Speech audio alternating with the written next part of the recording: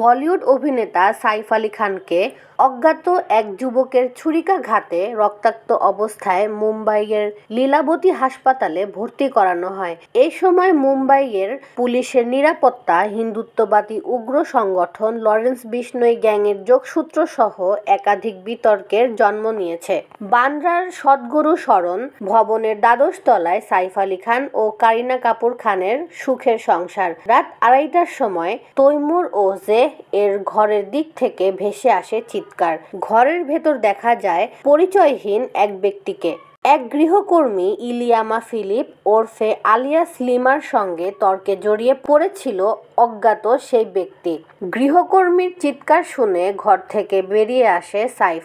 এরপর সাইফের সঙ্গে ধস্তাধস্তির এক পর্যায়ে অজ্ঞাত ব্যক্তি 2-3 বার ধারালো অস্ত্র দিয়ে অভিনেতাকে আঘাত করে। পারিবারিক গৃহকর্মীর ভাড়া করা অটোরিকশায় সাইফ আলী খানকে আহত অবস্থায় লীলাবতী হাসপাতালে নিয়ে যাওয়া হয়। ইতিমধ্যেই এই বিষয়টি নিয়ে আলোচনা শুরু হয়ে গেছে। কেন গাড়িতে করে নিয়ে যাওয়া হলো না সাইফ আলী খানকে? তবে সে প্রশ্নের উত্তর এখনো পাওয়া যায়নি। জানা গেছে সাইফের শরীরে 2টি জখম গুরুতর। তার মেরুদণ্ডে রয়েছে ভাঙা ছুরির অংশ। প্রায় 2.5 ঘন্টার 2টি অস্ত্রোপচারের পর অভিনেতাকে শঙ্কামুক্ত ঘোষণা করে চিকিৎসকেরা।